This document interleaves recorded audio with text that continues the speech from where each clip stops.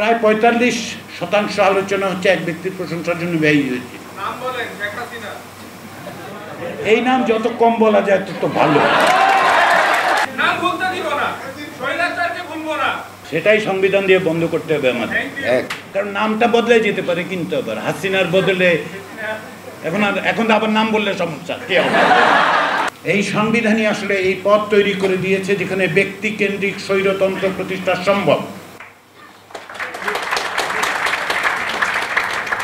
এই সংবিধান ৭২ সালে প্রণীত হওয়ার পর কেবলমাত্র যে সংশোধিত হয়েছে তা নয়, এবং এই সমস্ত সংশোধনী এমনভাবে করা হয়েছে যেগুলো অন্ততপক্ষে দুটি ক্ষেত্রে আমি বলতেই পারি শুধুমাত্র ব্যক্তির জন্য হয়েছে, শুধুমাত্র ব্যক্তির জন্য হয়েছে।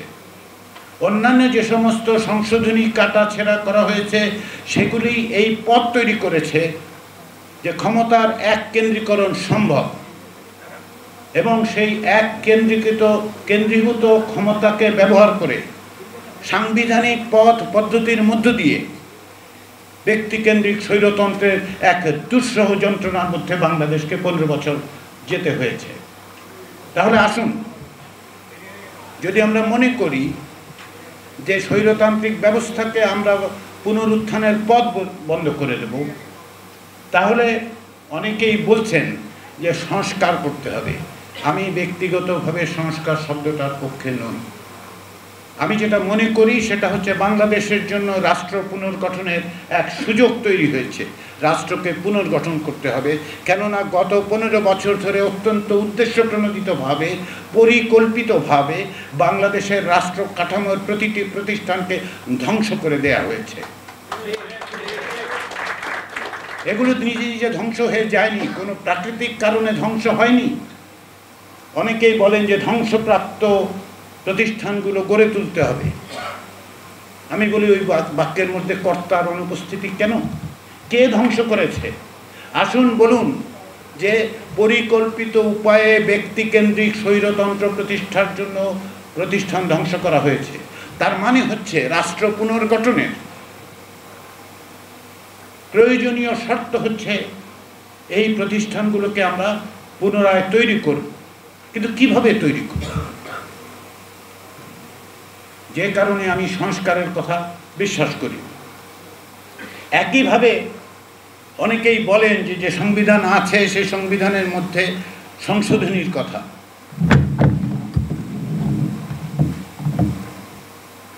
এই সংশোধনী শব্দটা নিয়েও আমার মনে কেবল সংশয় সন্দেহ আছে, তাই না।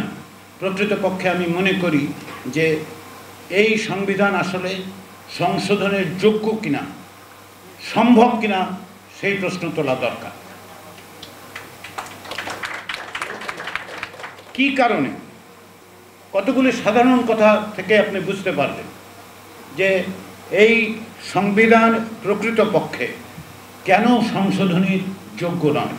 তার প্রথম কথাটা আমি বলেছি যে যদি আপনি যতই সংশোধন করেন, আরেকজন স্বৈরাচারী তৈরি করার পথ যেহেতু এটার মধ্যে আছে, সাংবিধানিক একনায়কত্ব প্রতিষ্ঠার পথ যেহেতু আছে, আপনি যত ব্যান্ডেড দেন, যতভাবেই কাটাছেঁড়া করেন, সেই পথ আপনি বন্ধ না করলে বন্ধ করতে পারবেন না সংশোধনী দিয়ে। তার সবচেয়ে বড় উদাহরণ হচ্ছে এই যে প্রধানমন্ত্রীর হাতে এই সংবিধান প্রধানমন্ত্রীর হাতে যে অভাবনীয় ক্ষমতা দিয়েছে। একজন ব্যক্তি কেবল প্রধানমন্ত্রী নন, একজন ব্যক্তি প্রধানমন্ত্রী, সংসদীয় তার দলের প্রধান, সংসদীয় দলের নেতা এবং লিডার অফ দি হাউস। 4টি ভূমিকা তাকে পালন করতে হয় বা করার ব্যবস্থা করা হয়েছে। এবং এই পরিস্থিতির সৃষ্টি হয়েছে যখন বাংলাদেশের সংবিধানে রাষ্ট্রপতি শাসিত ব্যবস্থার থেকে প্রধানমন্ত্রী শাসিত ব্যবস্থায় বাংলাদেশ প্রবেশ করেছে। 1975 সালে একদলীয় বাকশাল প্রতিষ্ঠার মধ্য দিয়ে রাষ্ট্রপতির হাতে যে ক্ষমতার পাহাড় তৈরি করা হয়েছিল, দ্বাদশ সংশোধনীর মধ্য দিয়ে যা পরিবর্তন করে ওয়েস্টমিনিস্টার স্টাইল বা সংসদীয় ব্যবস্থায় যখন প্রত্যাবর্তন করা হয়, তখন লক, স্টক অ্যান্ড ব্যারেল, একেবারে প্রতিটা জিনিস, প্রত্যেকটা ক্ষমতা যা রাষ্ট্রপতির কাছে ছিল সেই ক্ষমতা প্রধানমন্ত্রীর হাতে দেওয়া হয়েছে। এমনিতেই সংসদীয় ব্যবস্থায় প্রধানমন্ত্রীর হাতে যথেষ্ট পরিমাণে ক্ষমতা তৈরি হয়। তদুপরি যখন আপনি রাষ্ট্রপতির সমস্ত ক্ষমতা এক ব্যক্তির হাতে তুলে দেন এবং সেই ক্ষমতার প্রয়োগ করার ক্ষেত্রে যখন কোথাওই কোনো রকম বাধা নিষেধ না থাকে, জবাবদিহিতার ব্যবস্থা না থাকে, দলের ভেতরে দলের বাইরে, তখন আপনি অনিবার্যভাবেই এক স্বৈরতন্ত্রের পথে অগ্রসর হবে।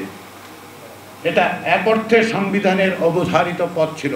সেটা জানবার পরে এই সংবিধানের মধ্যে যেহেতু এই ব্যবস্থা আছে, আপনি কতটা সংশোধনী করতে পারবেন, কতটুকু সংশোধনী করা সম্ভব?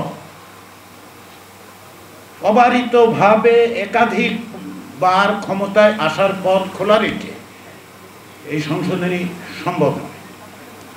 দ্বিতীয় প্রশ্ন যেটা, যে কারণে আমি মনে করি যে বাংলাদেশের বর্তমান সংবিধানের সংশোধনী করার একটা বড় রকম প্রতিবন্ধক হচ্ছে যে পঞ্চদশ সংশোধনীর মাধ্যমে 1/3 সংবিধানের 1/3কে বলা হচ্ছে যে এগুলো পরিবর্তনের যোগ্য নয় বা এগুলি পরিবর্তন করা যাবে না। এগুলোকে বলা হয়েছে বেসিক স্ট্রাকচার। প্রকৃতপক্ষে এটা বেসিক স্ট্রাকচার নয়। যে কোনো লোক সামান্যভাবেও যদি সংবিধান সম্পর্কে সামান্যতম ধারণা থাকে তাহলে তিনি বলতে পারবেন, বুঝতে পারবেন যে যেগুলোকে বেসিক স্ট্রাকচারের অংশ করা হয়েছে সেগুলো কোনো সংবিধানের বেসিক স্ট্রাকচার হতে পারে না। পঞ্চদশ সংশোধনীর সময় ক্ষমতাসীন দল যেটা করেছে, যাকে আমরা এটার্নিটি ক্লজ বলি, এটার্নিটি ক্লজ করবার মতো কোনো অধিকার কোনো সংসদে, সেটা শুধু বাংলাদেশে নয়, কোনো সংসদীয় ব্যবস্থায় থাকে না। কারণ কি? কারণ সংসদীয় ব্যবস্থায় আপনি আমি যদি এমনকি অবাধ, নিরপেক্ষ, গ্রহণযোগ্য, অংশগ্রহণমূলক নির্বাচনে অংশ নেই, তাহলে যে কোনো কাউকে আমরা ক্ষমতায় অধিষ্ঠিত করি 5 বছর, 4 বছর, একটা নির্দিষ্ট মেয়াদকালের জন্য। তার ওই মেয়াদকালের অতিরিক্ত এমন ব্যবস্থা সে গ্রহণ করতে পারে না যার কোনো ম্যান্ডেট তার নেই। সেটাই করা হয়েছে পঞ্চদশ সংশোধনীতে। এবং এতে করে যদিও দুইটি মামলা রিট আদালতে আছে, একটি ত্রয়োদশ সংশোধনী বাতিল বিষয়ক যে রায় সেটা রিভিউ করার, পঞ্চদশ সংশোধনী যে আইন সম্মত নয় সেই ব্যাপারে একটা রিট আছে। সেগুলো হয়তো শেষ পর্যন্ত অনুকূলেই রায় হবে, কিন্তু তার সত্ত্বেও যেটা হবে সেটা হচ্ছে যে এই তথাকথিত বেসিক স্ট্রাকচারের নামে এমন সব বিষয়কে অন্তর্ভুক্ত করা হয়েছে যেগুলো যদি এমনকি কোনো দল আগামী নির্বাচনে 300 আসনেও বিজয়ী হয়, তার পক্ষে পরিবর্তন করা সম্ভব হবে না। তৃতীয় যে কারণে আমি বলি যে এই সংবিধানের সংশোধনীর পথগুলো আরও বিভিন্নভাবে বন্ধ করা হয়েছে। তার মধ্যে একটি অন্যতম হচ্ছে এই যে সংবিধান যেভাবে সাজানো হয়েছে, ক্ষমতা বিন্যাস যেভাবে করা হয়েছে, ভারসাম্যহীনতার যে চূড়ান্ত পর্যায়ে নিয়ে যাওয়া হয়েছে, সেখান থেকে আপনি শুধুমাত্র খুঁটিনাটি পরিবর্তন করে ভারসাম্য তৈরি করতে পারবেন না। আমি অন্তত পক্ষে সেই সম্ভাবনা দেখি না। তাহলে কি করা যেতে পারে? অনেকেই বলবেন যে তাহলে কি আমরা 72 সালে প্রণীত এবং 2024 সালে বর্তমানে যে জারিকৃত সংবিধান সেটা ফেলে দেব? আমি তা বলছি না, কিন্তু সে কারণে আমার কথা হচ্ছে যেটা পুনর্লিখনের প্রয়োজন। পুনর্লিখন মানে হচ্ছে এর কিছু কিছু অংশ যেগুলো 1972 সালে সংবিধানের মধ্যে ছিল, পরবর্তী সময় ছিল, যেগুলো মানবাধিকার পরিপন্থী নয়, গণতান্ত্রিক অধিকার পরিপন্থী নয় এবং সামঞ্জস্যপূর্ণ, সেগুলোকে পুনর্লিখনের মাধ্যমে সংবিধানে সংশ্লিষ্ট করা যেতে পারে। এবং এই ক্ষেত্রে অনেকেই হয়তো বলবেন যে 1971 সালের মুক্তিযুদ্ধের মধ্য দিয়ে, লক্ষ লক্ষ মানুষের রক্তদানের মধ্য দিয়ে আমরা একটি সংবিধান রচনা করেছিলাম। আমরা কি এত সহজেই সেই আবেগ থেকে বেরিয়ে আসতে পারবো? আমার বক্তব্য হচ্ছে যে আসলে যদি পুনর্লিখন করা হয় সেটার ভিত্তি হবে আসলে 1971 সালের স্বাধীনতার ঘোষণা, যেখানে সুস্পষ্টভাবে রাজনৈতিক বিষয়টার মীমাংসা আছে। বাংলাদেশ রাষ্ট্র প্রতিষ্ঠিত হয়েছিল একটি ম্যান্ডেটের ভিত্তিতে। সেই ম্যান্ডেটটা নিশ্চিত করা হয়েছিল 72 সালের সংবিধান লেখা হয়েছিল তার ভিত্তিতে বলে দাবি করা হয়, যদিও সেটা নিয়ে আমরা প্রশ্ন করতে পারি। কিন্তু 1971 সালের মুক্তিযুদ্ধের ঘোষণা বাংলাদেশের মানুষের নাগরিকের আকাঙ্ক্ষার প্রতিফলন ছিল, এবং তার ভিত্তি যেটা ছিল সেটা হচ্ছে সাম্য, মানবিক মর্যাদা এবং সামাজিক ন্যায় বিচার। এটাই যদি আমরা ভিত্তি হিসেবে ব্যবহার করি তাহলে পুনর্লিখনের ক্ষেত্রে এই প্রশ্ন ওঠার কোনো কারণ নেই যে আমরা 1972 সালের যে মুক্তিযুদ্ধের মধ্যে দিয়ে অর্জন, সে অর্জনকে আমরা বাতিল করে দিচ্ছি কি। সংবিধান পুনর্লিখনের ঘটনা বাংলাদেশে কি প্রথম করতে যাচ্ছে বা করার কথা আমি বলছি, তা তো নয়। 1978 সালে স্পেনে নতুন করে সংবিধান লেখা হয়েছে। 1978 সালে স্পেনে সেটা সম্ভব হয়েছে, কারণ হচ্ছে স্পেনের জনগণের মধ্যে এই আকাঙ্ক্ষা স্পষ্ট ছিল যে পূর্ববর্তী সময়ে রচিত সংবিধান তাদের অধিকারগুলো সুরক্ষা করে না, তাদের প্রতিনিধিত্ব এবং তাদের মৌলিক মানবাধিকারগুলোকে সুরক্ষার ব্যবস্থা অতীতের সংবিধানে ছিল না। স্পেন ব্যতিক্রম নয়, আসলে স্পেন মোটেই ব্যতিক্রম নয়। ব্রাজিলের ক্ষেত্রে 1988 সালে আমরা সেটা দেখেছি যে নতুন করে সংবিধান তৈরি করতে হয়েছে। দক্ষিণ আফ্রিকার কথা আপনারা সকলেই জানেন যে অ্যাপারথাইড এরার শেষে নতুন করে সংবিধান তৈরি করা হয়েছে। অর্থাৎ একটি দেশে সামগ্রিক রাজনৈতিক পরিস্থিতির মধ্য দিয়ে জনগণের আকাঙ্ক্ষা যখন তৈরি হয়, সেই আকাঙ্ক্ষার প্রতিফলন ঘটিয়ে একটা নতুন সংবিধান, পুনর্লিখিত সংবিধান তৈরি করার ইতিহাস আছে, এবং সেটা যে দেশে যখন যেভাবে প্রয়োজন হয়েছে সেই আকাঙ্ক্ষার প্রতিফলন ঘটানো হয়েছে। আজকের বাংলাদেশে 2024 সালে গণ অভ্যুত্থানের মধ্য দিয়ে জনগণের যে আকাঙ্ক্ষার মূর্ত প্রকাশ ঘটেছে, সেটাকে যদি বাংলাদেশের সংবিধান ধারণ করতে না পারে তাহলে আমরা কি করে বুঝবো যে আসলে প্রকৃত পক্ষেই গণ অভ্যুত্থানটা ঘটেছিল। প্রকৃতপক্ষে গণ অভ্যুত্থান ঘটে থাকলে, এবং যার প্রমাণ অসংখ্য মানুষের মৃত্যু, একটি অন্তর্বর্তী সরকার প্রতিষ্ঠিত হয়েছে, সেটা একটা মাত্র লক্ষণ, কিন্তু সবচেয়ে বড় লক্ষণ গণ অভ্যুত্থানের সেটা হচ্ছে মানুষের মধ্যে আকাঙ্ক্ষার সৃষ্টি হয়েছে, যে আকাঙ্ক্ষা বলছে যে এই জায়গায় আমাদের পরিবর্তন দরকার। এই আকাঙ্ক্ষাকে ধারণ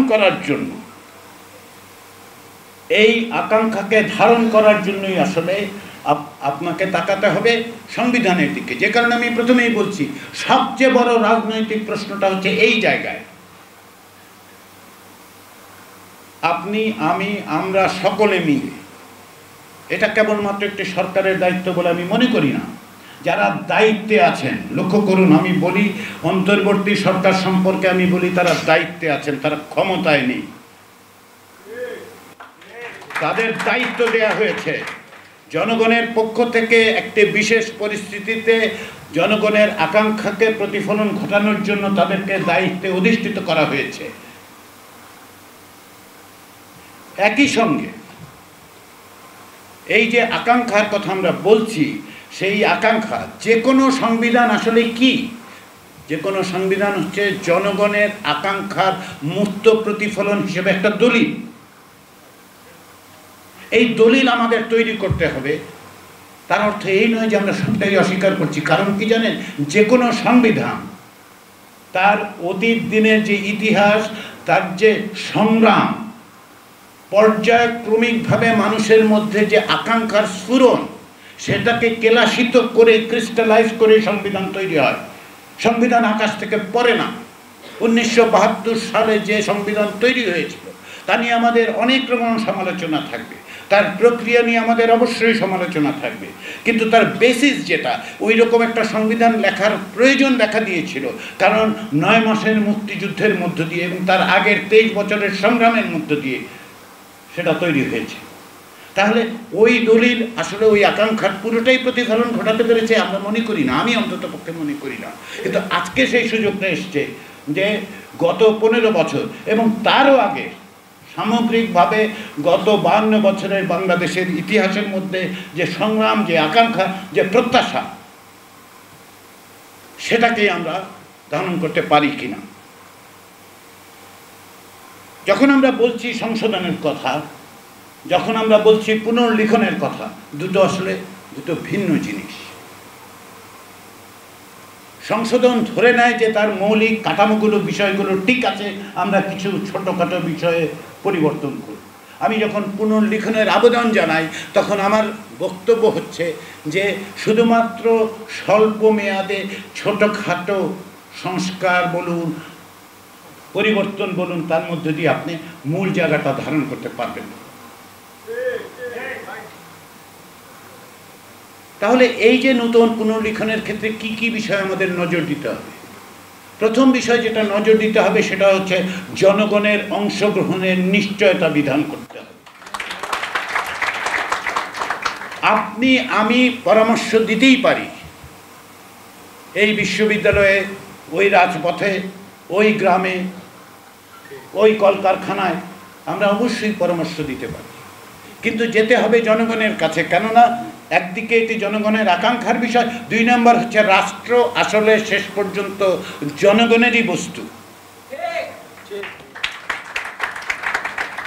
যে প্রক্রিয়ার মধ্যে দিয়ে আপনি যান, যতক্ষণ না পর্যন্ত আমরা এটা স্বীকার করে নিচ্ছি যে সার্বভৌমত্ব হচ্ছে জনগণের, সার্বভৌমত্ব হচ্ছে জনগণের, এবং সেই সার্বভৌমত্বর প্রতিষ্ঠা করাটাই হচ্ছে এই দলিলের কাজ, ততক্ষণ পর্যন্ত আমাদের মনে হবে যে বাক্যবন্ধ সংস্কার কিংবা পুনর্লিখন এই বৃত্তচক্রের মধ্যে আমরা ঘোরাঘুরি করছি। বাংলাদেশের সংবিধানে যে সমস্ত মানবাধিকার দেয়া হয়েছে সেগুলো প্রযুক্ত করার, প্রয়োগ করার বাধ্যবাধকতা রাষ্ট্রকে দেওয়া হয়নি, সরকারকে দেওয়া হয়নি। তাহলে কাগজে লেখা আছে আপনার অধিকার আছে, কিন্তু এটা যদি রাষ্ট্র না করে তাহলে আপনার কিছু করার নাই। তাহলে করার নাই, আপনি যাবেন কোথায়? যাবেন হচ্ছে বিচার বিভাগের কাছে। সেই বিচার বিভাগের যদি হাত পা বাঁধা থাকে, এই যে সংবিধান, সেই সংবিধানই যদি তাদের হাত পা বেঁধে দেয়, একদিকে আপনার আমার নাগরিক হিসেবে মানবাধিকারের তালিকা আছে, নিশ্চয়তা নেই। এই যে তালিকা আছে তার একটা উদাহরণ দিই। বাংলাদেশের সংবিধানে মত প্রকাশের স্বাধীনতা দেওয়া হয়েছে না? যুক্তিসঙ্গত বাধা নিষেধ সাপেক্ষে দেওয়া হয়েছে। এই যুক্তি দেয় কি? যুক্তি তো যুক্ত হলো বুঝলাম, কিন্তু যুক্তিটা দিল কে? বলে যে বন্ধু রাষ্ট্রের সঙ্গে সম্পর্ক যাতে ক্ষতিগ্রস্ত না হয়। এখন আজকে যে বন্ধু, কালকেও সে বন্ধু থাকবে, সেই নিশ্চয়তা আপনাকে কে দিয়েছে? তাহলে আজকে বন্ধু যে, তার বিরুদ্ধে আমি কথা বলতে পারবো না, তাই তো? তো সে যদি আমার বন্ধুই হয় তাহলে তার সম্পর্কে কথা বলতে পারবো না কেন?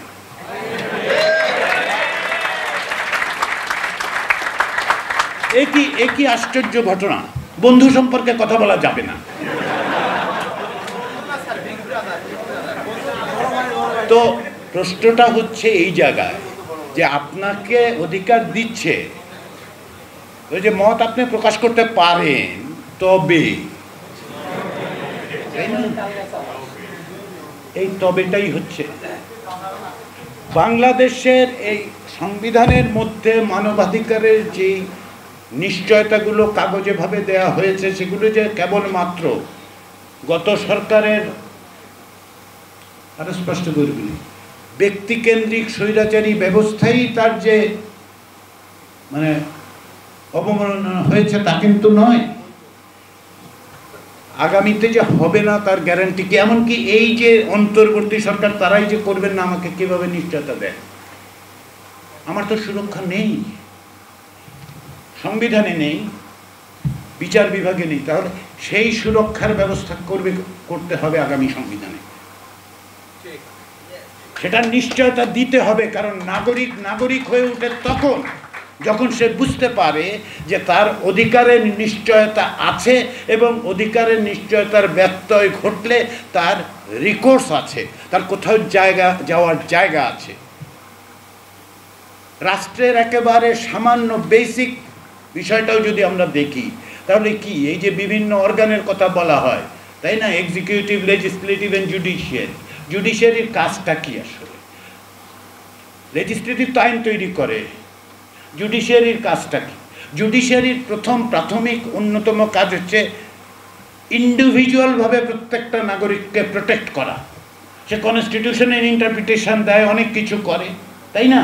কিন্তু আসলে জুডিশিয়ারির একেবারে ফান্ডামেন্টাল কাজটা হচ্ছে আমি নাগরিক হিসেবে যদি কোনোভাবে আমার অধিকার লুণ্ঠিত হয় তবে আমাকে প্রোটেক্ট করবে সে।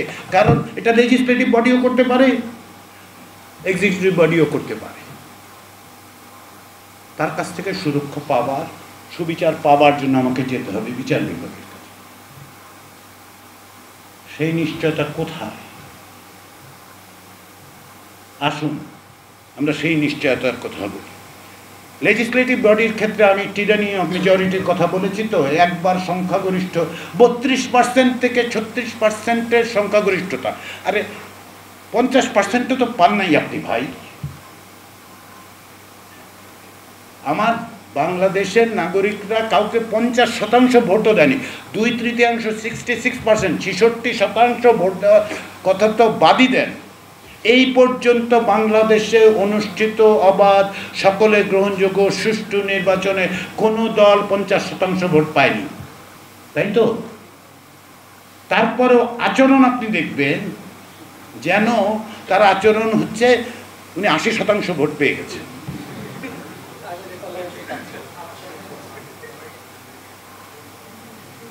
এই আচরণ কারণ কি? কারণ হচ্ছে একটা হচ্ছে এমনকি যখন ভার্টিক্যাল অ্যাকাউন্টেবিলিটি, 5 বছর একটা ভালো নির্বাচন হয়, রিলেটিভলি ভালো নির্বাচন হয়, সেরকম একটা জায়গায়ও যদি আমরা যাই তখন হরাইজন্টাল অ্যাকাউন্টেবিলিটি, পাশাপাশি যে অ্যাকাউন্টেবিলিটি, সেই অ্যাকাউন্টেবিলিটির মেকানিজমগুলো এখনো তৈরি হয়নি। তার একটা হচ্ছে ধরেন লেজিসলেটিভ বডির মধ্যে সিলেক্ট কমিটিগুলো, তাদের তো একটা দায়িত্ব আছে। ওনারা বসেন, কথা বলেন, কী কী করেন, পরদিন সংবাদপত্র ছাপা হয় যে ওনারা বসছিলেন, আমরা কিছু খবর পাই। কিন্তু এটা কেন পাবলিকলি আমার পার্টিসিপেশনের জায়গা নেই? কেন আমি দেখতে পাই না তারা কি করে? কারা ওইখানে যান, তাদের ব্যাকগ্রাউন্ডটা কি? আপনি বিমান বিষয়ক, বেসামরিক বিমান চলাচল বিষয়ক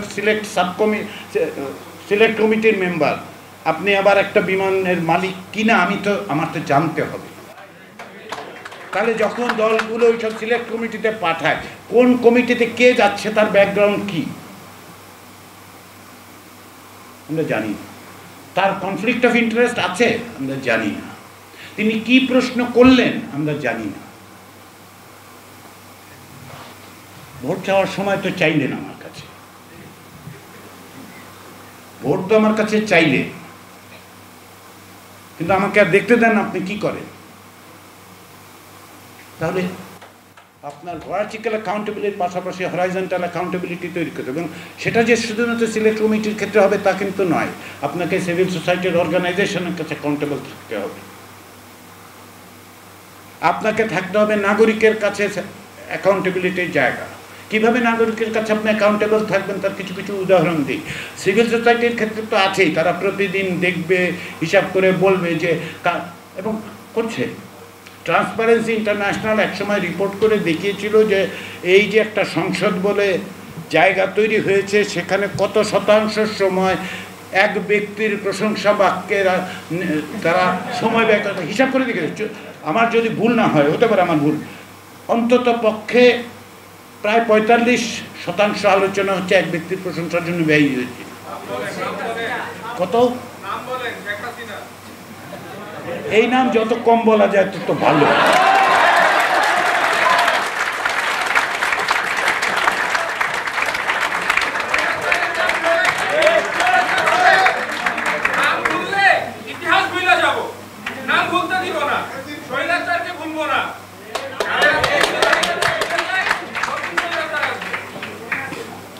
সেটাই সংবিধান দিয়ে বন্ধ করতে হবে আমাদের, একদম রাস্তা বন্ধ করে দিতে হবে। কারণ নামটা বদলে যেতে পারে, কিন্তু আবার হাসিনার বদলে এখন আবার নাম বললে সমস্যা কি হবে?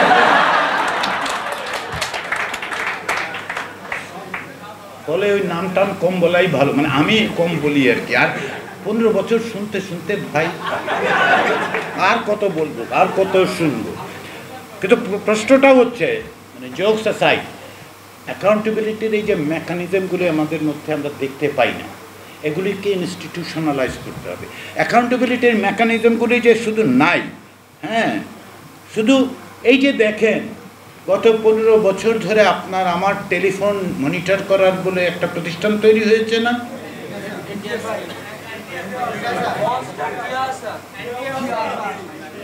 তো এখন তার মনিটর করে কে? এখন আপনার ট্যাক্সের পয়সায় আপনাকে মনিটর করার কোনো লিগ্যাল রাইট তার আছে কিনা সেটাও আমরা কিন্তু জানি না। কারণ বলা হয় যে হ্যাঁ মনিটর করার ক্যাপাসিটি, তার কারণ হচ্ছে ওই আরিপাতার কিছু আইন আছে। এখন আরিপাতার আইন আপনার আমার উপর প্রযুক্ত হওয়ার কোনো বিধান কি এখানে আছে? তা তো নাই। যদি জাতীয় নিরাপত্তার স্বার্থে করাও হয়ে থাকে তাহলে তার একটা ব্যাখ্যা কোথাও আমি পাবো না? সেইটা পাওয়ার চাইবার জায়গাটা কোথায়? তা নাই, আইনের মধ্যে নাই, সংবিধানের মধ্যে নাই। তাহলে মনিটরিংয়ের জন্য এই যে যে সমস্ত প্রতিষ্ঠান, সেটা গোয়েন্দা সংস্থাই হোক কিংবা ব্যবসায়িক প্রতিষ্ঠানই হোক, ব্যবসায়িক এই অর্থে যে রাষ্ট্রের অর্থে পরিচালিত কিংবা রাষ্ট্রের কাছ থেকে পাওয়া অর্থ দ্বারা পরিচালিত।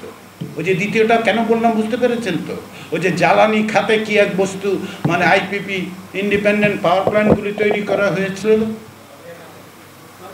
সেগুলিকে কোনোদিন ইমিউনিটি তো দেয়াই হয়েছে, কোনোদিন কেউ ডেকে জিজ্ঞাসা করে নাই 15 বছর যে এই যে আপনাকে টাকা দেয়া হয় সেটা যায় কই? এদেরই একজন আবার দেখি বাংলাদেশের নাগরিকত্ব ছেড়ে দিয়ে আরেক দেশের নাগরিকত্ব নিয়ে নিয়েছে।